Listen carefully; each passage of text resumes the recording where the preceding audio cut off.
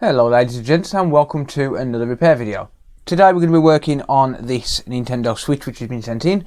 This particular console has been sent in because it has no power, so we're going to take a look, see what we can do and try and get this thing working again. So the first thing I'm going to do is the same thing I always do with all Nintendo Switches, and that's to plug it into a known good power source, in this case the official Nintendo Switch charger, and just see what happens with it. By the look of it, we have absolutely no life at all. Let's try and turn it on. Press and hold the power button. And we get nothing whatsoever. No power whatsoever. Okay, so let's flip the charger around then. That does feel rather loose inside there. And nope, nothing with flipping the charger around. So the reason we do that is because a USB-C can be plugged in either side, and if there's some damage to the pins on one side of the port, it may still work on the other side, and that may allow us to charge the device and then figure out basically that it needs a new port. But in this case that's not the case, because it's not charging when I flip the lead around, and it's not charging when it's the other way as well. So definitely not charging there. So what I'm going to do next is just take a look under the microscope at the charging port itself. If we take a look at the port, it doesn't look in the greatest condition, and it's definitely seen better days. So I want to take a closer look at the charging port.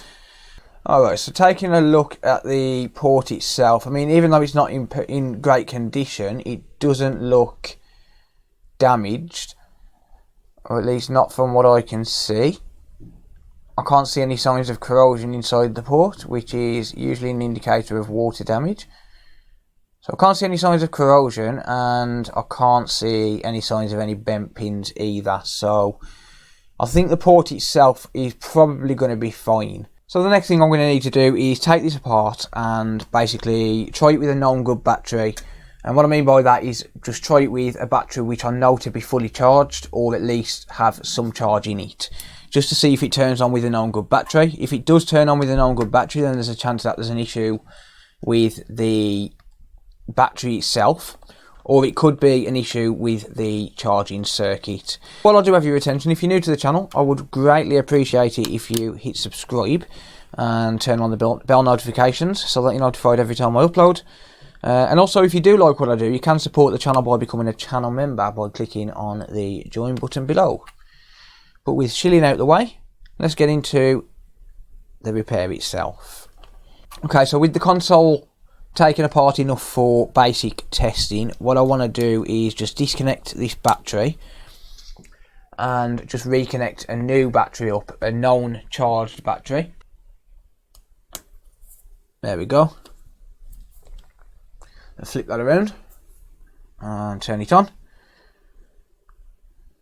And we still get no life at all, and that is a fully charged battery, so this is completely and utterly dead.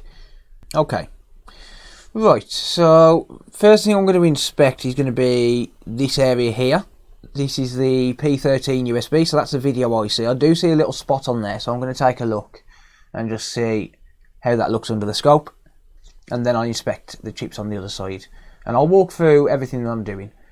Right, okay, so you can see that spot that I was mentioning. I'm not sure what that is. It could just be a little bit of residue of some sort. I'm not 100%. One common area to die on these is filter number 1. So these EMI filters just here. Filter number 1 tends to die quite regularly, and it ends up blowing one of the traces. So what I'm going to do to test this then is I'm going to set the multimeter into continuity mode. So what I want to do is I want to check for shorts on this chip by testing the components around it. So continuity mode is the mode that's going to beep when we complete the circuit. So if we stick two probes together, or one there on the USB port and the other one on, for example, this ground point just here,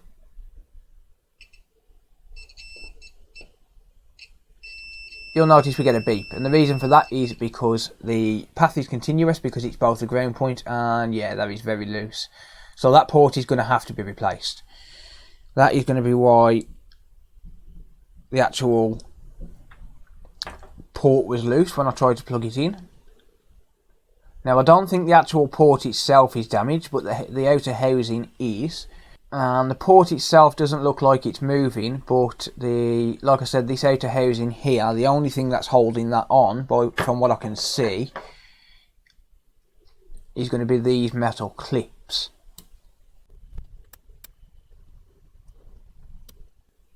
Yeah, so just those metal clips there on that frame is all that's holding that on.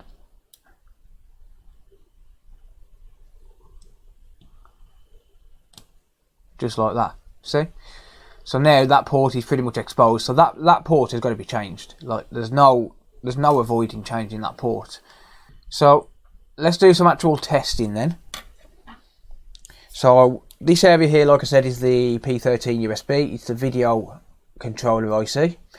And like I said, the way I'm going to test it is by popping one probe on ground,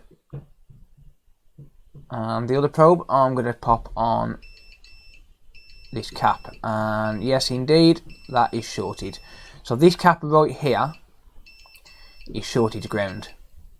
So P13 USB is definitely bad, and that is actually a hole in the chip. So that's not a little bit of gunk, that is actually a hole in the chip. So P13 USB, definitely bad. You can see where it's blown, right in the middle of the chip there. So 100% P13 USB needs replacing. And let's test the M92T36 area. So, like I said, M92T36 is the main power management IC. And one thing you'll find that is because P13 USB is shorted out, this capacitor right here will also be shorted.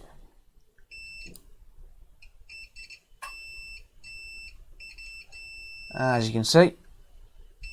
So the reason for that is because this capacitor here is directly linked to M92T36, and M92T36 powers P13 USB. But if this capacitor is shorted, then P13 is shorted. And what I'm going to do is just test some more of these caps, just see if we've got any shorts on M92. And that capacitor there not being shorted is a good sign, because that one is directly linked to the CPU. If we remove this chip right now and it's still shorted, whoops, it's just there, then it's a no fix straight away. And the reason for that is because this, like I said, is the video power management IC, and when this dies, sometimes it does kill the CPU. So if removing this chip doesn't clear the short, and removing M92 doesn't clear the short, then we would call it a no fix straight away and be done with the job and just move on to the next one. So what I am going to do before I actually do that though, before I actually remove it, is just test out these filters. Just check these filters for continuity, make sure that they are continuous and that they're not continuous from one to the other. So there's two filters on each of these components.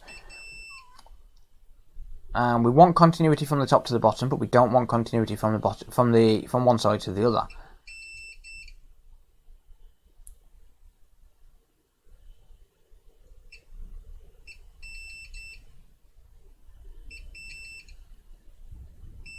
Now, if for some reason these are shorted across from one to the other, it could well be P13 USB causing it, and the filter itself could be good. But by the look of it, the filters appear absolutely fine. Okay, let's flip it back around a minute. Next thing I want to test is going to be this fuse here. So when we have a charging issue, sometimes this fuse will die. One thing I'm noticing is a little bit of discoloration on this capacitor right here. So let's test this fuse and just see if this fuse is good. So we should have continuity from one side to the other. And we do. Okay, so the fuse is fine. Finally, let's test the charging circuit. So we'll start with this coil.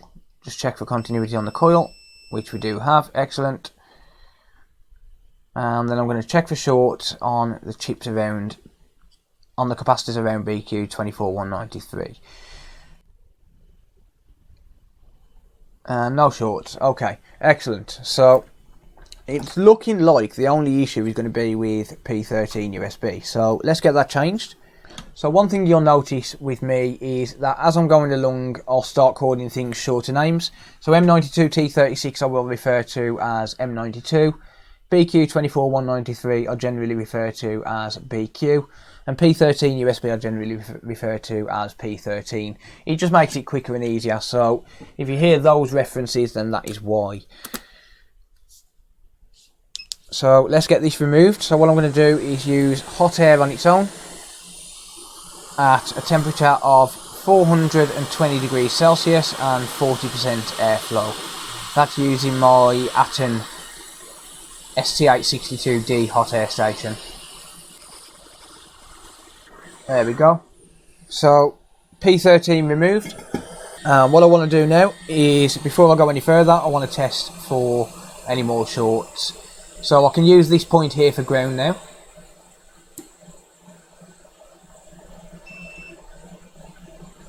And that's good. So there's no short on that capacitor now with that chip removed.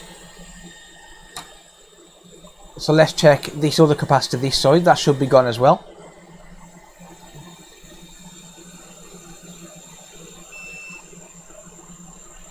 And yes indeed, short gone. Excellent. Okay, so let's get P13 USB replaced. And then I can give it a test, see if it turns on, and also replace that charger port as well. I may as well do the charger port at the same time, just because it's going to need it anyway. So I'm going to take a brand new P13. I'll buy these from AliExpress, along with all of my Nintendo Switch chips actually, the M92, P13 and BQ as well. I'll buy them all from AliExpress. Okay, so I'm going to get this reinstalled. I'm not going to replace the solder because there's absolutely nothing whatsoever wrong with it. And a few people have said in the past, why don't you replace the solder on these chips? And like I said, there's nothing wrong with it. So it's not actually needed to be able to successfully solder this, as long as you remove the original chip cleanly. So if you remove the original chip straight up and you don't slide it around and things like that, so if you've got a nice steady hand, then generally what you tend to find is that you can reuse the old solder. And the way I solder these is to simply get it into position, and using the same hot air temperatures as before, so 420 degrees Celsius at 40% airflow, I'll just basically apply a little bit of heat just to basically tack the chip down. So it's not actually melting the solder, but it will tack the chip down. So I'll just show you what I mean by that. So if I move the chip now, or if I attempt to move the chip, it's not going to budge. Now obviously that's not soldered, it's not even in line properly. But the reason I do that is because when I add some flux now, it's not going to float the chip around all over the place. The chip's just going to stay in one place and it's just going to flow down nicely into place without any more intervention. So now I can just add a little bit of flux, come back in with the hot air and flow that chip into place. This time melting the temperature, melting the solder fully. So I'll just keep going around in a circle, get some heat into the board, and then keep it still, and you should see that chip move into place on its own. That's going to be what's called surface tension. As soon as the solder melts enough. And if it didn't move, then it was probably already in line. So let's just give it a tap, make sure it bounces back into position. And it does. So I'm going to let that settle for a minute, and then I'm just going to press down gently on the chip, come back in with the hot air, and push the chip so as it's flat to the board. So now that I know this is fully soldered, I can push it down so it's flat to the board and make sure that all of those contacts are making contact with the board. I'll just add a little bit more flux, and then I'm going to come in with the soldering iron, and where you see a little blob of solder just in this corner here, I'm just going to touch that up, give it a tap with the iron, get rid of that, and basically just clean up those joints. So that's the only joint that actually needed any cleaning doing. We obviously don't want two pins bridging. And that chip should be perfectly lined up now. So I'm going to give it a clean with some isopropyl alcohol. I use 99.9% pure isopropyl alcohol. And I buy that from Amazon. It's around about £21 for 5 litres, so it's not too expensive, and generally I'll get it within 2 days, so it's a very good price for the product and the service as well. I believe there's a link in the video description to that. As with all of the tools I use as well, so the Hakko soldering iron, the hot air station, all of that sort of stuff you'll find in the video description. That does help the channel as well when you use those links. So I'm just using isopropyl alcohol and a cotton swab. Just give that a clean and just make sure that there's no leftover flux on the board, because the flux that I use, it's called Kingbo RMA218, and it's not no clean flux, which means that we need to clean it off the board before it goes back into the case, because if we don't, then over time it will cause the board to corrode. But once that chip's soldered down, and I know that it's soldered, or rather when I believe it's soldered, what I'm going to do is just come in on an angle and just adjust the microscope so I can see the actual pins, and yep, that looks perfectly in line to me. So you can see some gold points or some bronze points on the chip itself, and that's the pads on the chip, and you can see that they are perfectly aligned with the solder pads on the board. Same for this side, let's do that, and yep, that looks in line, and so does the side as well. So perfectly lined up. So the next thing I need to do, like I said, is to change this USB-C port, and the way I'm going to do that is by simply using hot air. It shouldn't take too long to remove this because the metal frame is already damaged, so it's only got half the port there technically. So what I'm going to do is I'm going to take the nozzle off my hot air station, so I've got no nozzle, and I'm just going to hold the hot air gun over the top of the port at 440 degrees Celsius, and basically just heat it up to a point where the port will want to wiggle itself free. And I'll explain why as I'm going along, and why I do it this way, and why I feel it's safe, and also why I don't use low melt solder. So the reason I don't use low melt solder, which would lower the melting temperature required, but it wouldn't lower the melting temperature on the pins that are hidden underneath the port, and the reason for that is because we can't get to them. So all of the other pins would melt before the hidden pins underneath, and that could cause a problem with tearing traces. So I would much rather just heat it up as it is and let it desolder itself. So every so often I'll just come in and give it a little tap. No pressure at all on the port, just literally a little tap until it starts to move freely on its own. It may take a minute. So the key here is just having patience. If you have a little patience, it will desolder itself, and you'll do a lot less damage to the, or you've got a lot less risk of damage to the board.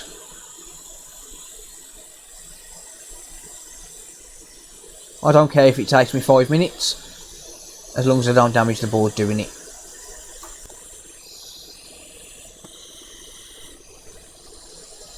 Okay, and it's started to come loose, so I'm going to give it another 10 seconds, and the reason for that is because I want to make 100% sure that the pins are all melted underneath.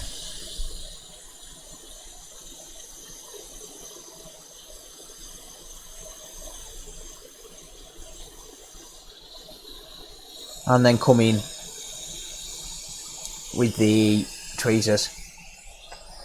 Okay, and with that done, I am going to be replacing the solder that's on these pads, and the reason for that is purely because I want to make 100% sure that when I resolder a new port on, that it's going to have a really good connection to the pins underneath, because I can't see them when the port is in position. So I want to make 100% sure that it's got a good chance of having success, and that has got a damaged trace, unfortunately. So what I am going to do is just expose the remainder of this trace here.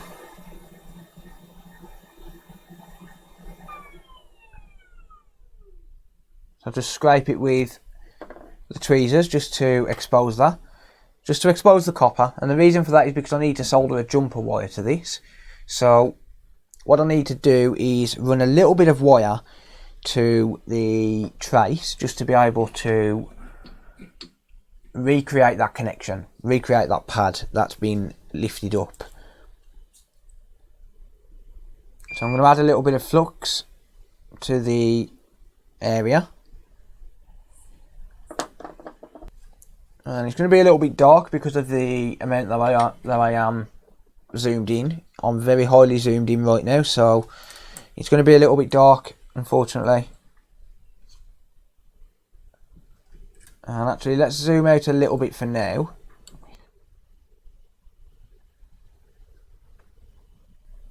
And just replace the solder that's on these pads. So you'll notice I'm being very gentle with these.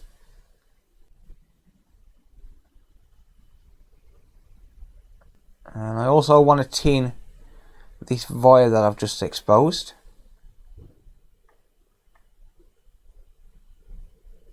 To prepare it for the trace wire.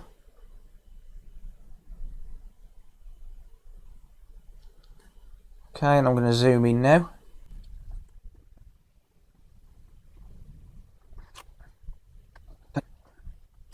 I'm just going to replace the solder that's on these ground legs just to lower the melting temperature there. So the final thing to do then is to, or rather the final thing for the trace is to actually run a little bit of jumper wire. So this is very, very small. This is around about 0.3 millimeters in size, in length. So it's very, very fine work, and it's definitely not to everybody's cup of tea. I find it quite relaxing.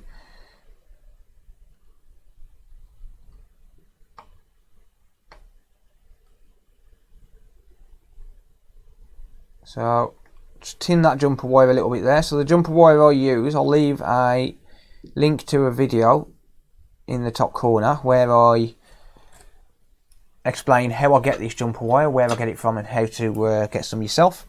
Well, basically in a nutshell, I'll take it from a microwave, and you can get as much of this jumper wire as you actually want. Okay, so once the jumper wire is tacked down in place,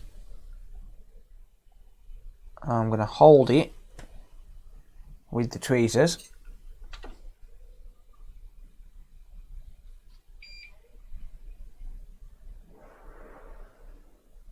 And just make 100% sure that it is soldered. Perfect. Absolutely perfect. Okay, so I need to break this jumper wire off now. And unfortunately I'm waiting for some new blades to be delivered. I don't have any blades right now, so I'm going to have to do this with a couple of pairs of tweezers. Just going to hold the jumper wire with one pair.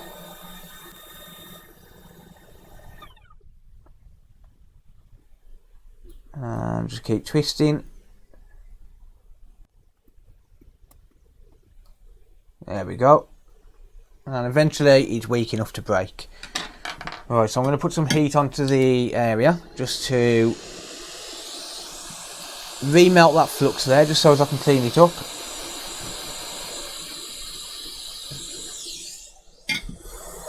And then I'm going to use some isopropyl alcohol with a toothbrush just to get that area nice and clean.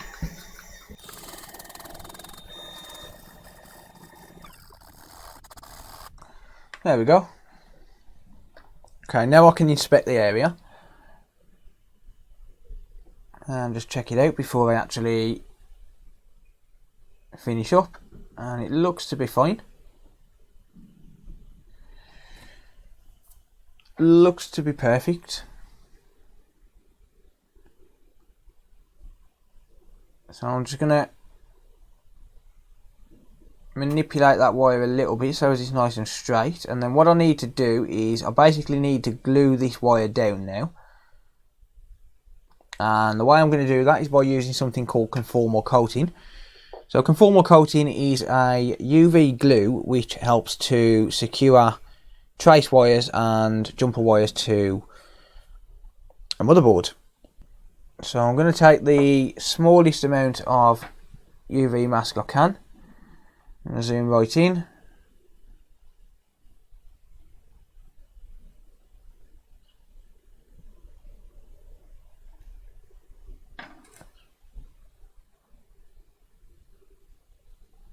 And just apply a little bit of UV mask to the area. And I do need a little bit more.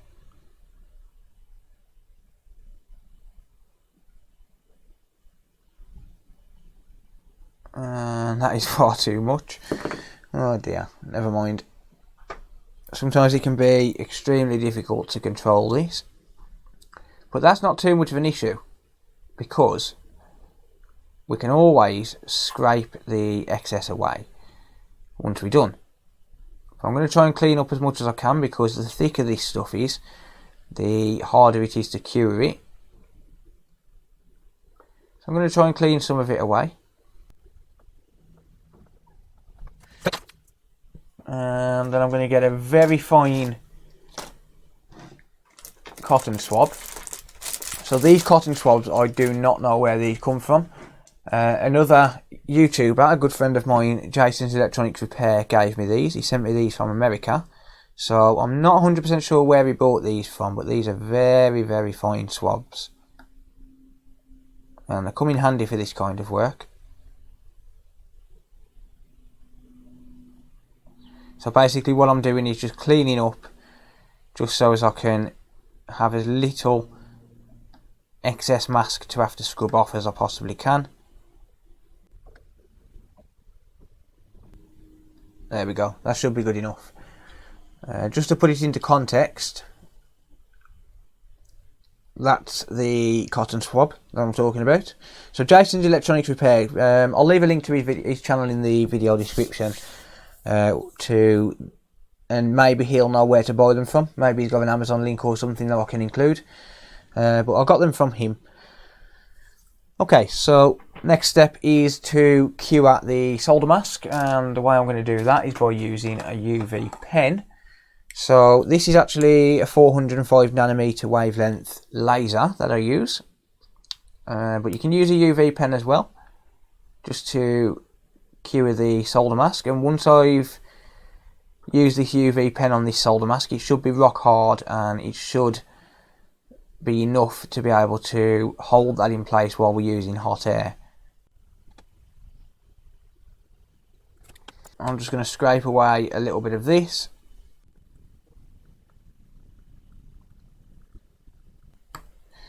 There we go. Just give that a clean. And good. Okay, so next thing I need to do then is to add some more flux, and basically just clean out these ground holes a little bit, just make them a little bit flatter, and also make sure that we've got enough solder on the pads. So I'll zoom out a little bit, and I'm going to use some solder wick just to clean out the ground holes.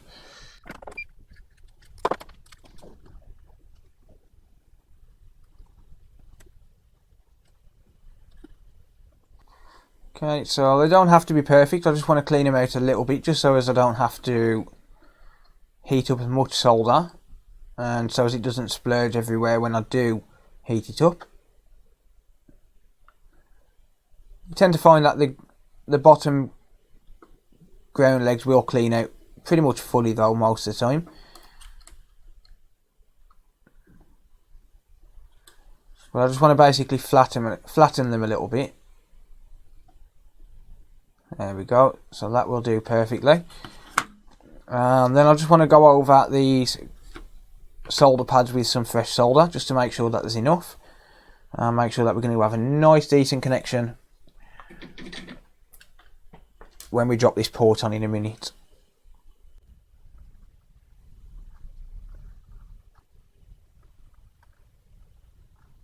There we go. Okay, so let's give that a clean once more.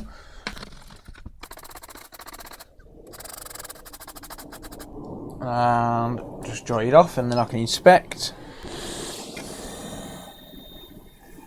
And that looks good to me, although I could probably do with some more solder on the bottom row, to be honest.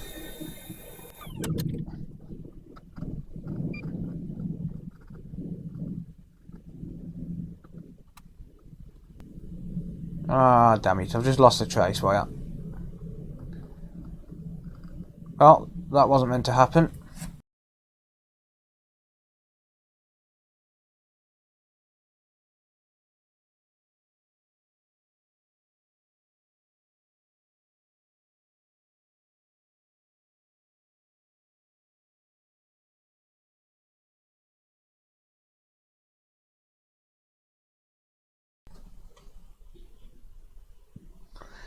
Okay, I am pretty much ready to drop a new port on now, so I'm going to give it one final clean with some isopropyl alcohol, just to make sure that the area is nice and clean.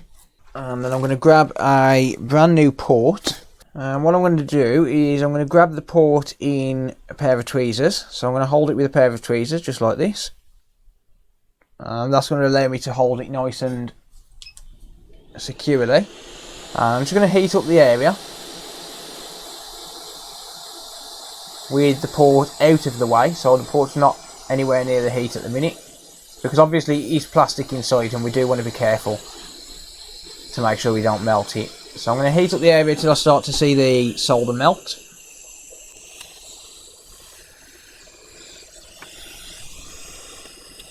Just add a tad of flux there, and then I'm going to drop the port down into place.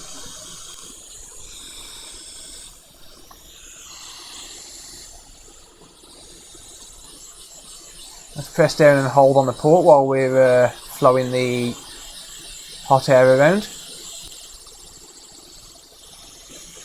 And I'm going to move the heat away. So I'm going to take a closer look at that under the scope and just see if we are lined up. And it is sitting too high. So I'm going to add some more flux. And then I'm going to reflow it, so as I can press down and get it to solder into place properly.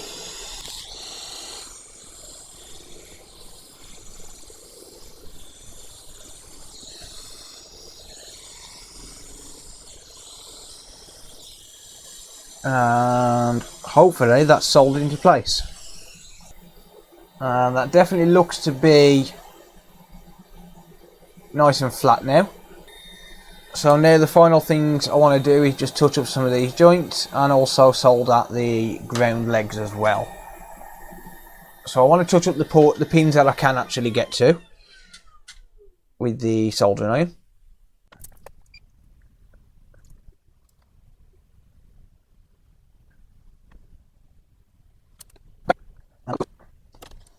Let's flip the board round and let's do the ground legs.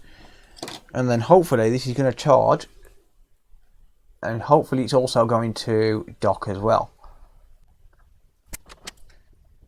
And let's get some flux on there to make sure these joints have got nice and got some nice solder inside them.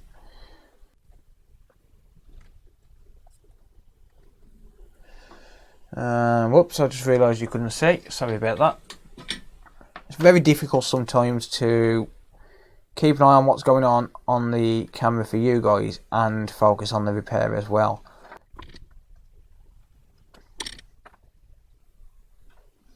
Okay, that will do nicely. So one final clean and then I can give it a test.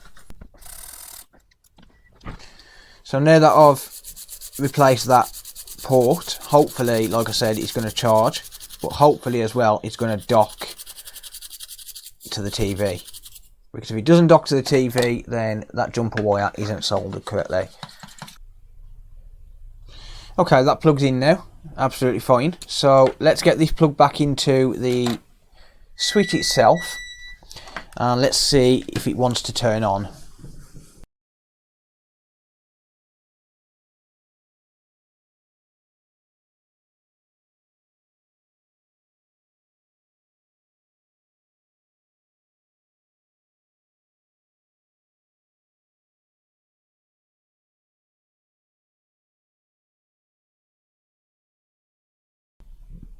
Oh, okay. That's a bit odd. It's turning on with that battery.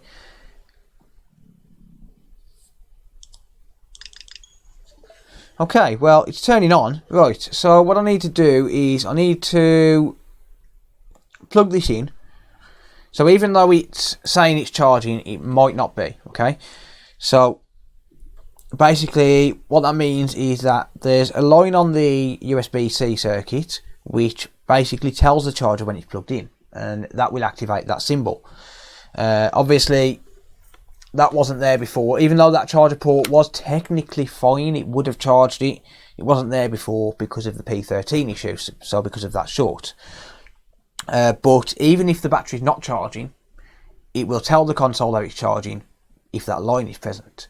So basically we need to make sure that the percentage increases and doesn't decrease from the percent that it's on now, and we need to do that twice. We need to do that on this one, and we need to do it when it's turned around as well. So it's on 68% right now. So what I'm going to do, I'm going to give that 2 or 3 minutes. I'm going to go and wash my hands because I've got a mixture of red and green conformal coating on him now. So I'm going to give that 2 or 3 minutes. I'm going to let it charge up a little bit, see if that charges with that battery, and then if it does, then I'll flip it around and let it charge again, see if it charges that side, and hopefully when I get back I'll know whether it's working or not, and then I'll also be able to test out whether it docks. Right, okay, I'm back and it's currently on 72%, so it is charging that way. So what I need to do now is I need to make 100% sure that it's charging this way, to make sure it's charging both sides of the USB port. And it's just gone to 73, but I'm not going to count that. And the reason for that is because if I count that, it could have been literally going to 73% just to adjust the battery percentage when I unplugged it. So basically I'm going to leave it like that to see if it goes to 74, and if it does, then I know it's charging both sides. I've got to go and pick my stepson up from school in a minute, so I'll have to do the rest of the tests when I get back, such as docking and things like that, to make sure it docks. But other than that, I think this is pretty much done. So I'm just going to wait for it to get to 74% real quick, and then that way I can pause the video and resume when I get back. So the other things that we need to test is I need to test a game and make sure that reads, or make sure that it reads a game rather. So I'll do that quickly just while I'm waiting. So it's got Mario Kart Deluxe 8 at the minute.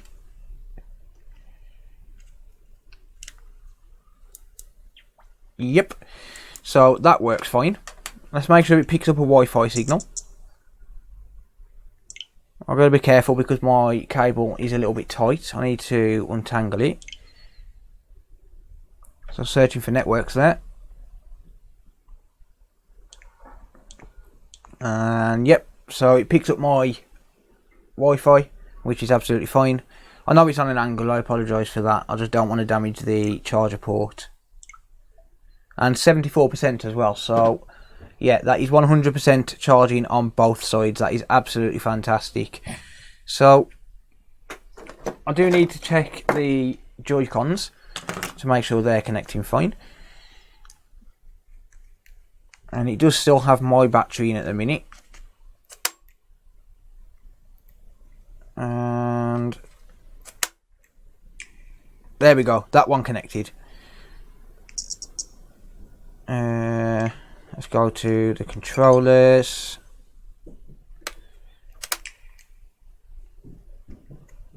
And I'm not sure on the reliability of these Joy-Cons, to be honest.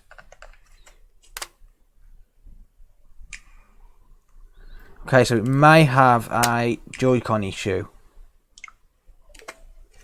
but that could just be the ribbons are not connected properly.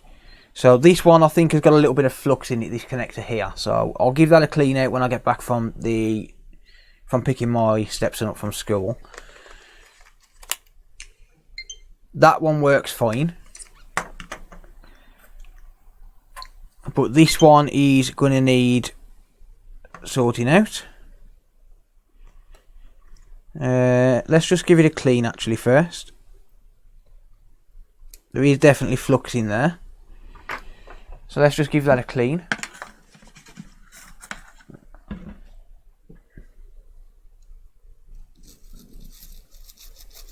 So this is just isopropyl alcohol, so it does not hurt at all to do this while it's turned on. I'm just going to give them a nice clean inside, just make sure it's okay. And the connector's not damaged in any way, and I've just realised you guys can't see that. I have just cleaned out this connection, or this connector rather.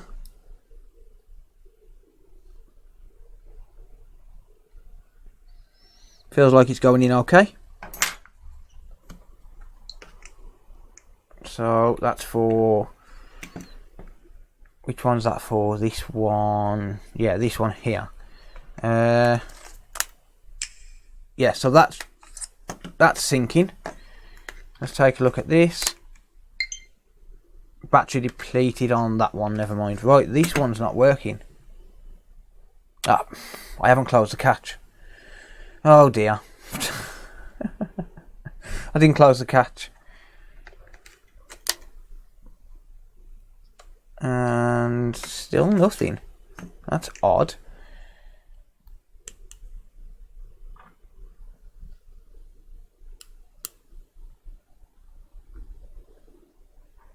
That's very odd.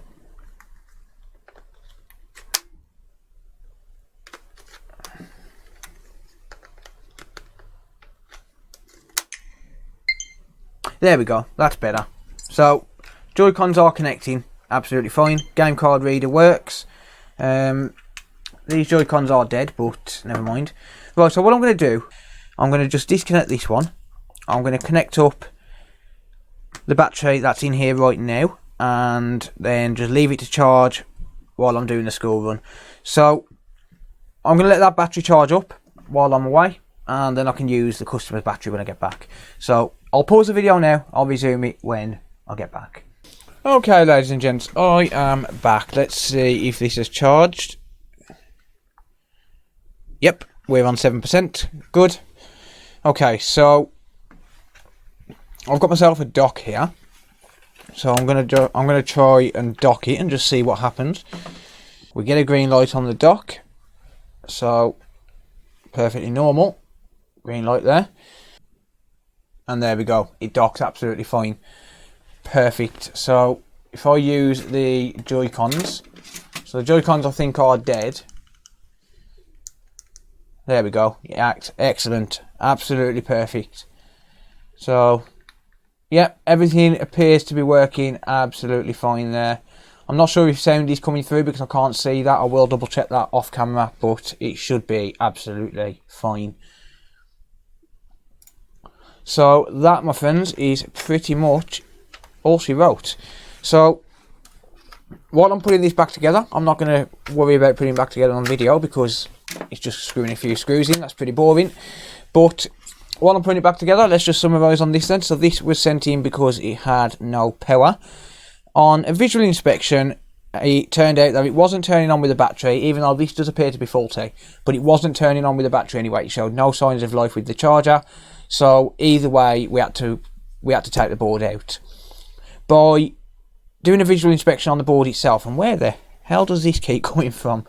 But by doing a visual inspection on the board itself, I could see straight away that the P13USB had not quite a hole in it, but kind of like a bulge, if that makes sense. Basically, what was happening was the chip itself had shorted out, and that had caused the console to not turn on, because the console needs all three of those chips to work to even turn on. I'm not sure if they do turn on when that particular chip dies, but even if it did, we wouldn't be able to see it because it's the video chip. So even if it did turn on, we wouldn't be able to see it. But as far as I know, it needs all three chips in order to charge and work. But by replacing that chip, that solves the power issue. So I could have just plugged it in with a battery and tested it, but rather than risking causing extra damage long term, I decided to change the charger port there and then because it needed changing anyway. We could clearly see that the outer casing was damaged on the charger port, and for that reason it had to be changed. So when I took the port off, it turned out that there was a damaged trace, but by running a tiny little jumper wire, now that's not going to be something that everyone can do, but by running a tiny little jumper wire and then installing a new port, I'm able to get this to charge both sides of the port and dock. So this had the charging port, one little trace, and the P13 USB, and everything is working again. But that's going to be it for this video. Thank you very much for watching. I really do appreciate all of the love and support that people have been giving me lately. It's been absolutely crazy. If you are new to the channel and you like what I do, if you've got any interest at all in repairs and fixing electronics, be sure to hit the subscribe button down below and turn on the bell notifications so that you're notified every time that I upload. As I said earlier, you can also support the channel. There's several ways you can do that. If you're looking for any electronic equipment, be sure to check out the description. There'll be some links in the video description to where you can buy pretty much all of the stuff that I use, such as the hot air station, the microscope, the soldering iron, even down to the microscope camera, the iFixit kit, etc, etc. You can find pretty much everything that I use in the workshop in the video description to all of my videos. What you'll also find in the description are some links to some channels, so a couple of friends of the channel, or friends of the stream, as I call them, because you know, they're regular stream viewers, regular contributors, and they also run channels as well. So Jason's Electronics Repair, there's a link to his videos or to his channel there. Micro Repair, Captech, there's quite a few channels who I consider good friends. So if you could also head over to their channels, check out their content as well, that would be fantastic. It all supports the community. And also as well, if you do want to support the channel, you can, like I said, you can use those links, and you can also